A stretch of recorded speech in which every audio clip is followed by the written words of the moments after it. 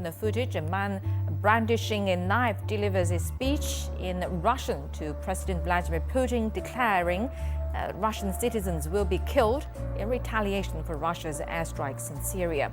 While the authenticity of the video or the claims in it have yet to be clarified, and so far there have been no comment from Russia's foreign ministry or security services. There is also no indication of when and where this video was produced. Shamsullah Ahmadzai says that over 1,000 children have been recruited by ISIL terrorists between November 2014 and September 2015. Ahmadzai works as a human rights commissioner, and he's deeply worried because Afghan children have become a tool for ISIL to sustain its power. We have released several declarations and called on ISIL to stop recruiting children into the ranks. Children will not be able to fight, so they will lose their lives. The recruitment will also deprive the children of their basic rights, including education.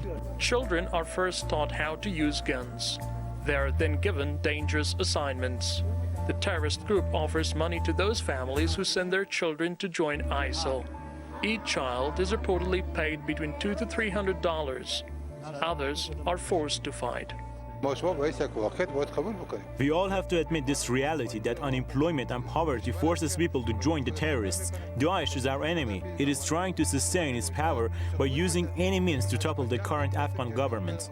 The condition of children is alarming in Afghanistan, even in big cities. They can be seen working on the streets from early morning until night falls, only to win food. According to the UN, 1 in every school-age child here is forced to work to feed their family. Most of these families have been the victims of the conflict after they lost their breadwinners. She's got a broken wrist. He hit me in the head. Bumps and bruises, but Phyllis Benson says this guy picked the wrong house to break into. And I said, "Who are you?" And I'm the king of the world, or some stupid remark like that. Albuquerque police arrested Devon Scott after they say he beat the 76-year-old and trashed her home. He was really out of his mind. The commotion woke Phyllis up in the middle of the night. She pressed her medical alert button. And I was yelling over my thing, "Please send police help, now, now, now, he's right here." Meanwhile, she says Scott tore her bedroom apart. He was like a whirling dervish. Spinning around, spinning around, spinning around. He yanked this down. I said, "Don't you do that!" Phyllis says in the rampage, the suspect knocked this huge hole through the door and then went over to her side of the bed. So he turned on me with the broom and began swatting at me. Whack, whack, whack. Moments later, officers ran to her bedroom door, found Scott on the floor and cuffed him. Surprisingly, Phyllis told us she's done being upset about this. I feel that I've been challenged to help this kid get better in life. And if she ever sees him again, she'll say this: "You've got to straighten up and fly straight, because your life is down the tubes. You don't want this life." Defense Secretary Ash Carter is ordering the U.S. military to open all combat jobs to women, dismissing requests by the Marine Corps to exclude women from certain frontline combat jobs. There will be no exceptions. This means that as long as they qualify and meet the standards, women will now be able to contribute to our mission in ways they could not before.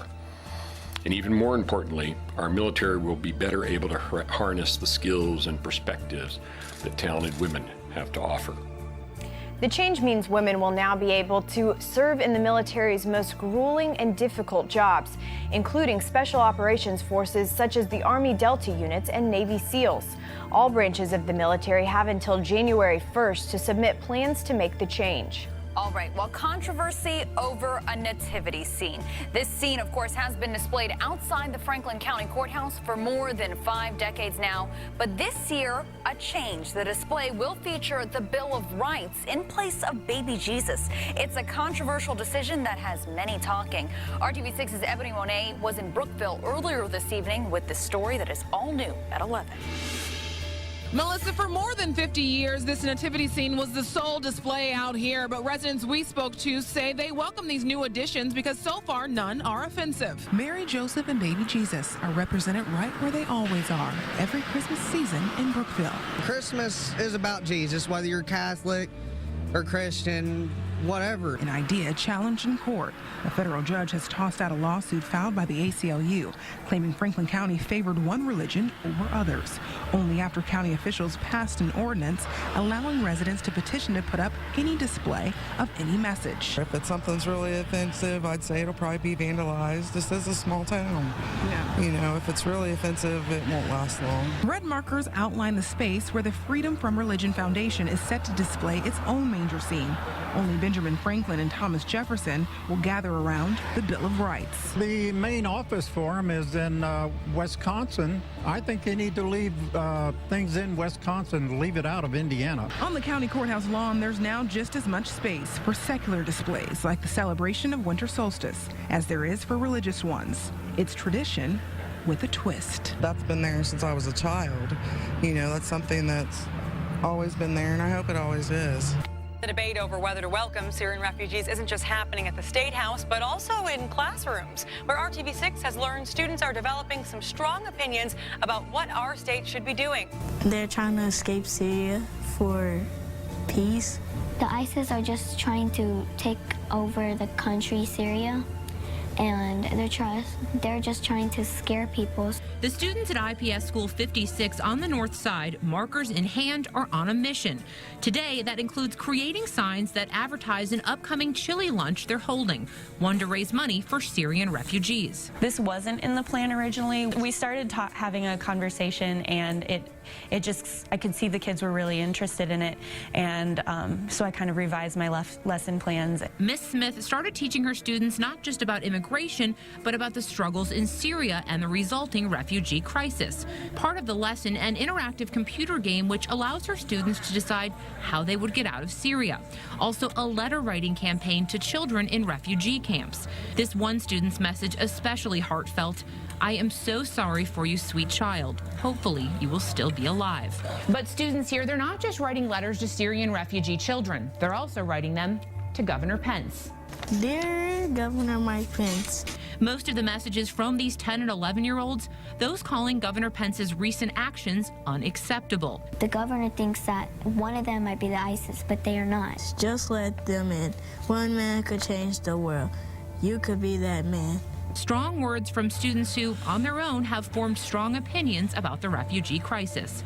Ms. Smith couldn't be prouder. I really believe that the work that we do with our students now can have an impact on our world in a bigger way.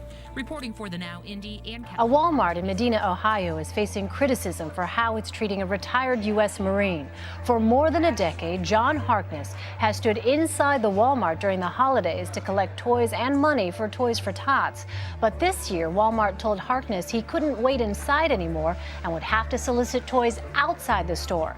Backlash ensued, with people on Facebook sharing this photo of Harkness with the caption, "He can bleed and die, but he can't stand inside."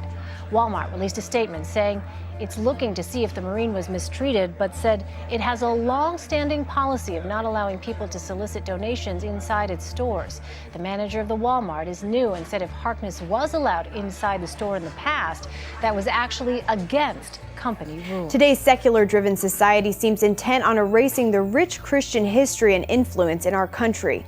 One of the main battlegrounds is Washington, D.C., where one media outlet is creating a place for people to better understand the truth. CBN's David Brody has more on this new venture called Jesus in the Public Square.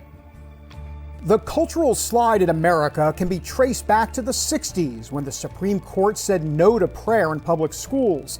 That led to legalized abortion in the 70s, and now the High Court says there's a constitutional right to same-sex marriage. Somebody's values are going to reign supreme, so our goal is to bring our values to the public square. David Lane with the American Renewal Project first moved toward that goal by urging pastors to get involved in the political process. His next challenge? Getting Jesus into the public discussion. It came about after a visit to a DC bookstore.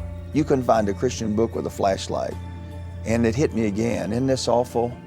A nation founded by people on a religious mission, the Mayflower Compact, for the glory of God and the advancement of the Christian faith, in the nation's capital, and you can't find a book or Jesus anywhere. And if the Lord does it, We're going to put Jesus right up in the middle of the table in Washington, D.C. He will defend himself. That table opened up at the Washington Times. Lane planted a seed with management, which led to a website feature handled by Scott Lamb. Jesus in the Public Square at the Washington Times hopes to talk about and dialogue with people to show them that Jesus Christ and his lordship is a universal theme, and they should submit to that. The fact that this effort takes place on a major outlet's website is significant, and so far it's a hit. In the first 2 months, the site had nearly 200,000 page views, making it one of the top 5 most read communities on the Washington Times site. We felt like we had a hole in there. We had a hole for faith coverage and faith issues. The intersection of faith and public policy, the intersection of faith and politics is larger and larger every day, and it's more complicated. I think that if you come to the Jesus Public Square and you read something there, you're almost certain to learn something that you didn't get to read somewhere else. Some of the more popular stories featured biblical economics, and another one with a pro-choice journalist who became pro-life after watching the recent Planned Parenthood videos. We're not looking to do 500 pieces a day. We're looking to do 4, 5, 6 pieces a day that talks about gospel-driven things that really exalts Jesus Christ and gets people thinking. We hope to have a ripple effect outward so that churches are stronger and that individual families are stronger and that people who are not Christian now come into the family of God. Ultimately, Lane says that the name Jesus in the Public Square reminds us that all truth is God's truth. And for America to change course, the people need to hear his word in a desperate way. Lane is optimistic. God is in the business of resurrection. I believe there's going to be a resurrection of America.